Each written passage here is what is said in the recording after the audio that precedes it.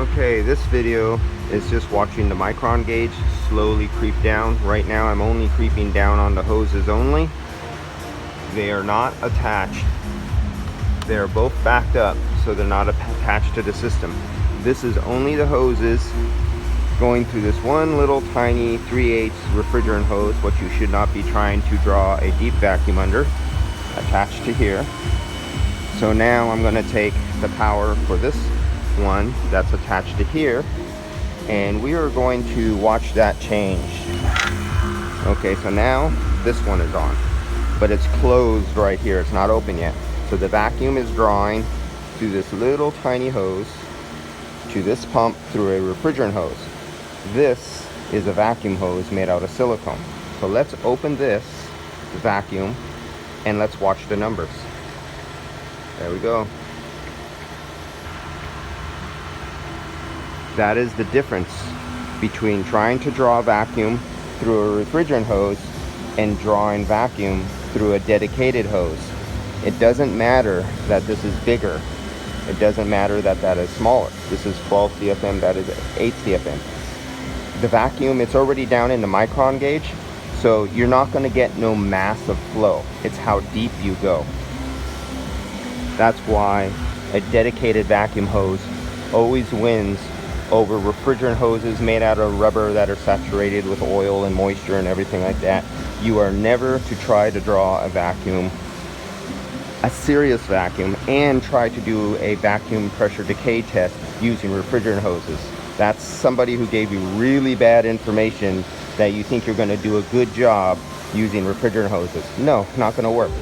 You use a dedicated vacuum hose, whether it's made out of stainless steel, copper, or silicone, or glass in the form of when you're doing vacuum tubes and stuff like that. Don't use, but it does, you've seen the difference. Proof is in the pudding. Now I'm going to open it up to the system. Let me shut off the vacuum to the 3/4 inch hose. That's a vacuum dedicated hose. I'll shut that off. Now you see it going back up. It'll slowly rise because we're just drawing vacuum through this rubber refrigerant hose. This is a yellow jacket hose. This is not a cheap Chinese hose. Slowly going up. Now I'm going to open it up to the system and you're going to watch it. Let's see if I can get back here. Here, I'm going to open it. Here's the high side. We're opening it up. Now I'm drawing vacuum to the system. You see we're all the way back to 17. I'm going to open up the low side. We're in the microns, opening, and we jump back. As soon as I open it, it depressed to the low side. It jumped back up again because there's air trapped on the other side of the system. You got an expansion valve and you got a compressor. Those are like hard cutoff points. So the refrigerant line on this side of the high side through the condenser on the high side, that's one half of the circuit. Then you have the compressor that separates the high from the low. You have the expansion valve that separates the high line from the low line. That's over here. So as soon as you see me put in the second fitting to the system, you've seen it jump back up to 25, minus 25 vacuum. And then it went right back down to vacuum, because deep vacuum into microns, because this started drawing out all the air on that side. So now you see the rate of decay, the rate, not decay, you see the rate of vacuum pull down. Oh, this is where I need my blue vac, and you can see it on the screen like on data logging. So now I'm going to open up the vacuum hose. That's a true vacuum hose made out of silicone on this port. Watch it go down. 1, 2, 3, go.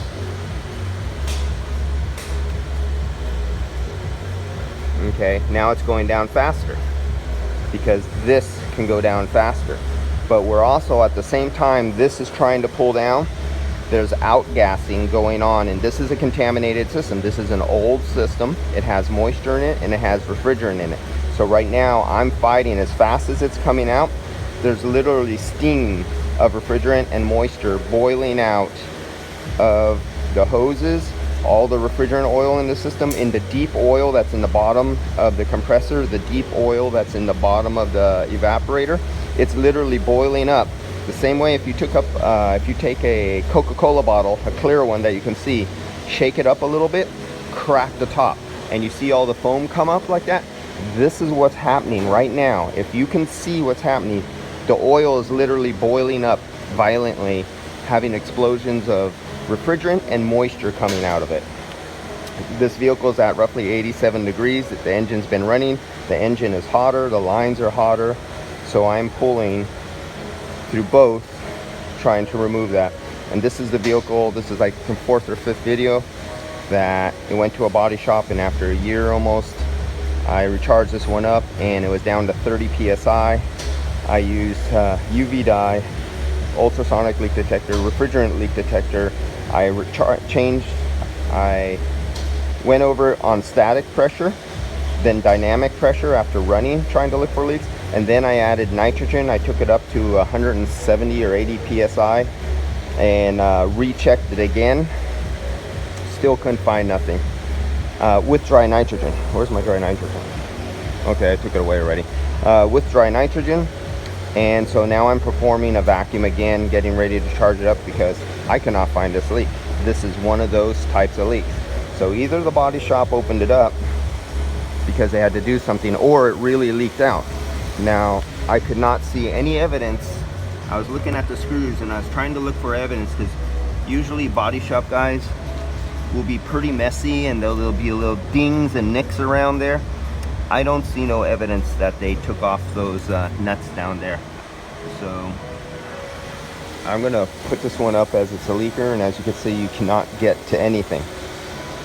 All right, so I'll leave this go, and I'm thinking I want to do one more high pressure nitrogen decay test without any refrigerant in the system, because the first one I did, I used the existing little bit of R134 as a tracer gas and pushed it under high pressure, couldn't find it. Now this time I'm going to use just nitrogen and do a pressure decay test. So that's going to be the next video.